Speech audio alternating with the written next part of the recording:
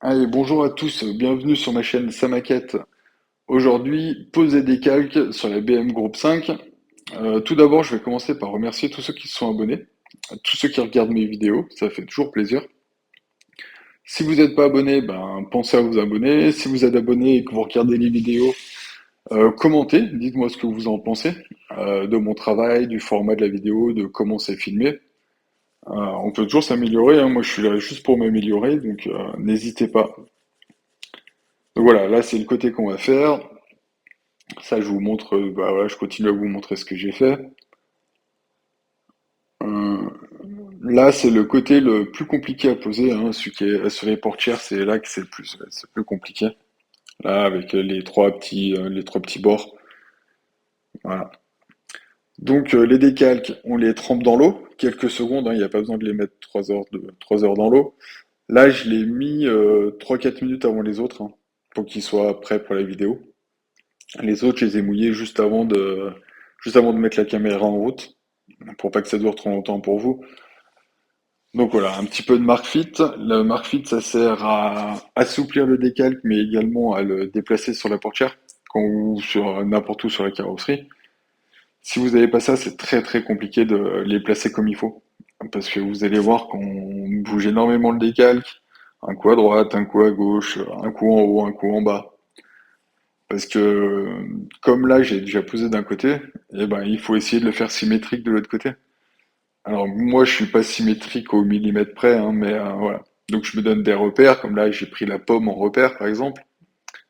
Après je prendrai aussi le repère du côté, un peu plus loin dans la vidéo. Pardon, excusez-moi. Hum, Donc voilà, donc pinceau, au niveau pinceau mouillé. Euh, et vous voyez, hop, avec le Mark Fit, eh ben il bouge. Donc des fois c'est un peu pénible qu'il bouge un peu trop. On aimerait bien qu'il bouge pas, mais voilà. Mais s'il bouge pas du tout et que vous l'avez mal placé, voilà, ce que je disais tout à l'heure, c'est eh ben, il est placé où il est placé, hein. Donc voilà. Donc on y va tout doucement. On appuie léger, hein, on fait pas des gros appuis dessus. Voilà, un coup de pinceau. Là, je pense que je prends le coton-tige. Voilà, un coup de coton-tige. Le coton-tige, ça sert à évacuer un peu le marque-fit qui est dessous quand vous êtes content d'où il est placé. Ben voilà, moi, il bouge encore, donc je vais le déplacer. Tant qu'il y a du produit dessous, ils ont tendance à bouger, hein. Donc à un moment, il faut éliminer le produit qui est dessous. Et donc le coton-tige sert à ça. Donc là, je viens de déplacer le décalque à la main. C'est pas le top, hein. Franchement, là, ça va, ils sont assez costauds, assez résistants. Donc ça va. Mais si vous en avez des fins et que vous faites ça, eh ben, vous les déchirez. Ça m'est déjà arrivé plein de fois, hein, mais je retiens pas la leçon et je continue. Donc c'est un peu faites ce que je vous dis, mais pas ce que je fais, mais voilà. Enfin, je vous préviens qu'avec les doigts, on a tendance à déchirer à déchirer les décalques. Oh là là, pardon, je perds mon latin. Allez. Donc là, voilà, je me prends un repère pour le côté. Donc j'ai pris le repère où le rétro sera placé par rapport aux lettres. Donc vous comptez les lettres, vous comptez, enfin voilà, vous essayez de vous donner un repère, celui que vous avez envie, hein. Et après, voilà. Donc on essaye de rouler le coton-tige dessus, chose que j'ai dû faire juste avant ou que je vais faire après. Euh, voilà. Là, on essaye de faire prendre un peu la forme au décalque avec le pinceau mouillé, hein. Surtout, faites pas les pinceaux secs parce que si vous travaillez dessus avec des outils secs, bah, vous risquez de le déchirer. Donc là, il part pour un petit moment au sèche-cheveux. Le sèche-cheveux, ça met de la chaleur et ça assouplit le décalque. Donc, quand vous allez le remettre bien chaud et que vous repassez le coton-tige ou le pinceau, et ben, ça l'aide à se mettre en place, tout simplement. Donc là, en fait, je viens de vous montrer mes décalques. En fait, c'est juste que je disais à la caméra, mais j'ai coupé parce que j'ai dû faire plein de pauses. Donc, j'ai repris en voix off. Quand vous passez le sèche-cheveux, faites-le pas sur la table, écartez-vous, mettez-vous sur le côté. Parce qu'en fait, ça m'est déjà arrivé plusieurs fois. Si vous restez au même endroit pour passer le décalque enfin pour passer la carrosserie au sèche-cheveux, et ben ceux qui sont sur le sommet là, et ben ça s'envole. Et bah, si vous avez de la chance, vous les retrouvez. Si c'est des tout petits, ben, des fois vous les perdez. Donc j'en ai déjà perdu quelques-uns avec à cause de ça. Donc maintenant je m'écarte. Donc à chaque fois que vous verrez qu'il n'y a pas la caméra dessus, qu'il n'y a pas la voiture sous la caméra, du moins, et ben c'est que j'ai passé un coup de sèche-cheveux. Voilà, un coup de sèche-cheveux, c'est quelques secondes. Hein. Vous y restez pas 30 secondes dessus parce que le décal qui va brûler. Donc c'est allez, 6-7 secondes, voilà, juste pour amener la chaleur et après on repart coton-tige. Alors ceux-là vont assez bien, ils prennent assez bien les formes, donc j'ai pas trop passé de marque fit, mais si vos décals prennent pas les formes, on met en place, on met un petit coup de marque fit dessus, d'assouplissant, enfin l'assouplissant que vous avez, et après vous donnez un coup de sèche-cheveux. La chaleur du sèche-cheveux va améliorer encore l'effet du produit.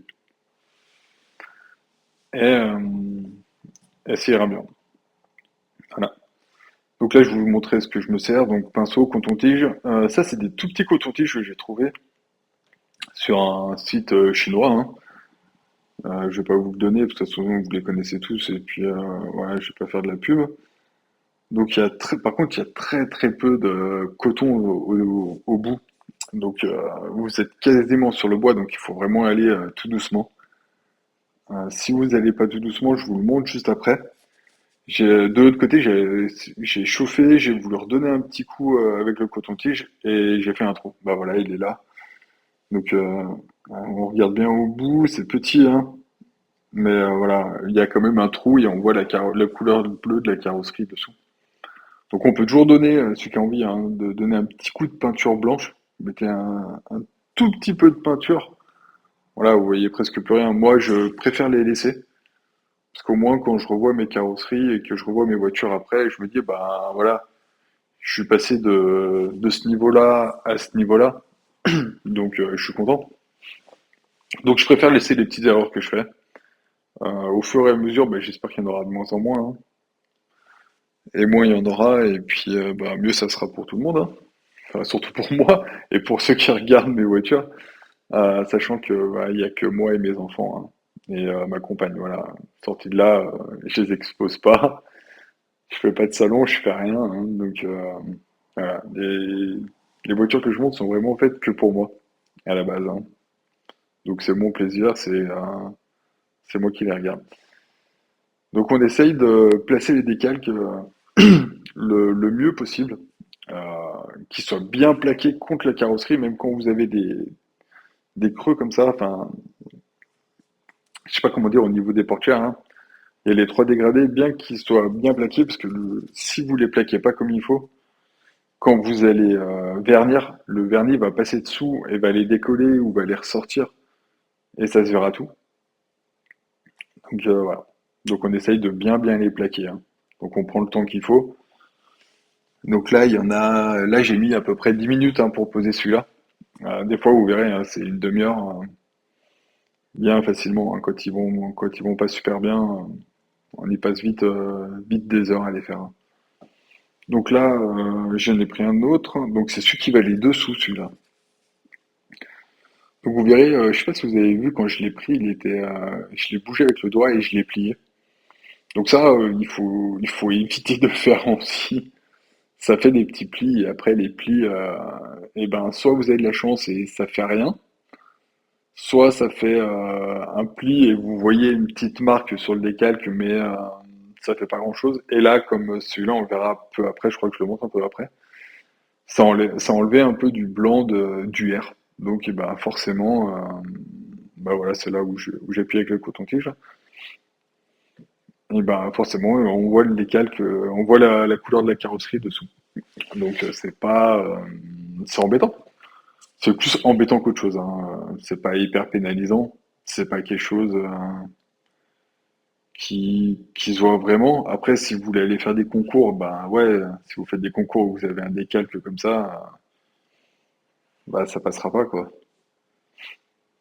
C'est pas que vous les juges après seront pas votre voiture, mais il y aura un défaut. Donc, si on fait un concours, c'est pour gagner, donc qu'une voiture nickel. Hein. Donc voilà. Moi, c'est pas mon cas.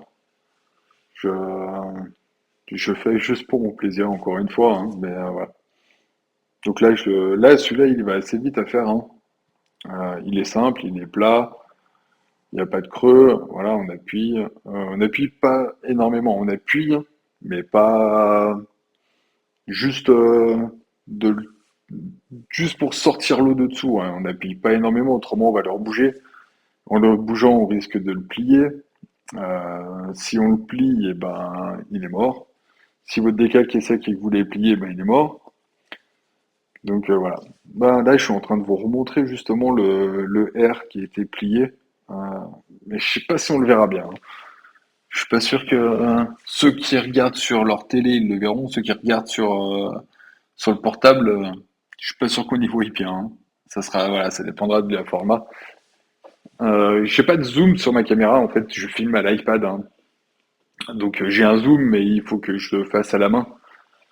Donc en gros, c'est un tactile, hein, donc c'est pas évident. Donc des fois, j'essaie de vous rapprocher l'objet de la caméra, mais euh, mais voilà. Mais voilà, c'est pas forcément très évident. Donc là, ah oui, là j'étais parti pour poser le 57 et puis en fait, je vais vous expliquer un truc en même temps. Voilà, sur chaque des calques, il y a un petit numéro qui vous aide à les placer comme il faut sur les voitures hein, avec la notice, hein. En fait, chaque décalque correspond à un endroit de la notice. Là, sur Italeri, les petits chiffres qui vous indiquent ça, ils sont super bien. Les chiffres sont un décalque en lui-même. Donc le décalque, le chiffre, on peut l'enlever facilement. Donc vous allez voir là, je vais vous montrer juste après, je crois. Voilà, c'est là. Donc vous l'enlevez hyper facilement. Vous le prenez, vous le jetez, vous le mettez à la poubelle, terminé. Chez Revel et Tamia, parce que c'est les principales que j'ai montées, hein, et ben les chiffres, c'est des petits chiffres qui sont juste imprimés comme ça. Il n'y a pas vraiment de sur-papier dessus, enfin c'est pas vraiment des calques, voilà. Et du coup, ben ils ont tendance à se couper en tout petits morceaux. Et tout ce qui est ben, petits morceaux, après, ben, ça part de partout, ça part dans les pinceaux, ça part sur le coton-tige, ça part sur le gant, sur vos mains, enfin le gant si vous mettez des gants, si vous n'avez pas de gants, bah, c'est directement sur vos mains. Et quand vous touchez la voiture, et paf, ça vient se coller à un endroit que vous voyez pas forcément et que vous voyez après. Et ça m'est arrivé plusieurs fois au début que je me suis demandé pourquoi. Et ce que c'était ces petits traits, jusqu'à ce que je voyais une vidéo où quelqu'un explique. Et du coup, maintenant, je fais super attention. Donc, j'enlève les chiffres, je les enlève tout de suite. Je les mets à la poubelle dès que j'enlève sur les cartons. Et voilà. Mais là, Italeri, franchement, si vous montez celle-là, les décalques vont super bien. Et vous n'aurez pas ce petit problème-là de petits chiffres qui partent en mille morceaux.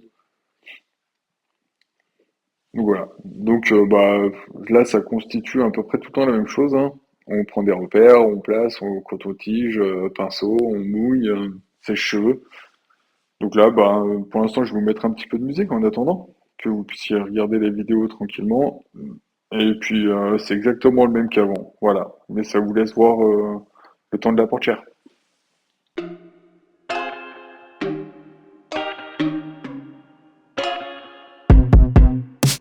I told you I'm not here to mess around, and you've been acting too mysterious.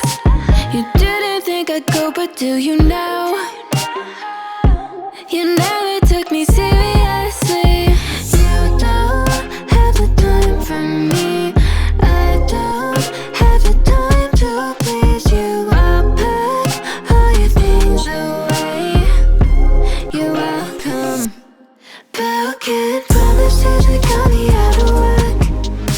I'm leaving and I'm never coming back.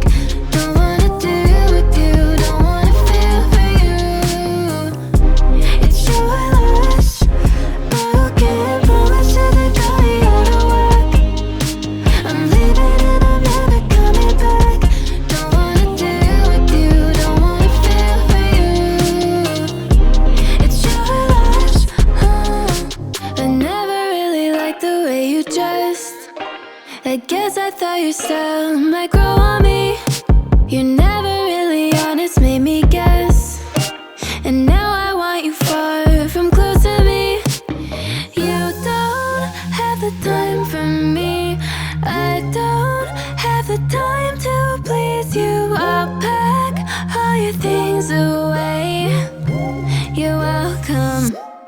Broken promises that got me out of whack.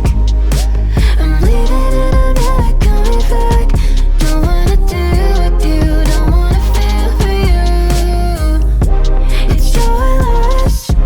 Broken promises that got me out of whack.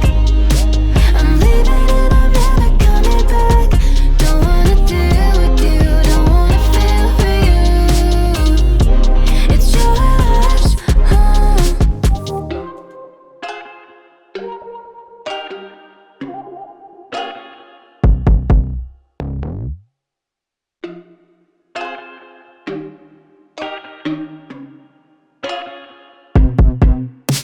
I told you I'm not here to mess around, and you've been acting too mysterious. You didn't think I'd go, but do you now? You never took me seriously. You don't have the time for me. I don't have the time to please you. I'll pack all your things away. You're welcome. Broken promises that got me out of whack. I'm leaving and I'm never coming back. Don't wanna deal with you, don't wanna feel for you. It's your loss. Broken promises that got me out of whack. I'm leaving and I'm never coming back. Don't wanna deal with you, don't wanna feel for you. It's your loss. I never really liked the way you dressed. I guess I thought your style might grow on me. You're never really honest, made me guess. And now I want you far from close to me. You don't have the time for me. I don't have the time to please you. I'll pack all your things away. You're welcome. Broken promises that got me out of whack. I'm leaving and I'm never coming back. Don't wanna deal with you, don't wanna feel for you. It's your loss. Broken promises that got me out of whack. I'm leaving and I'm never coming back. Don't wanna deal with you, don't wanna feel for you. It's your loss.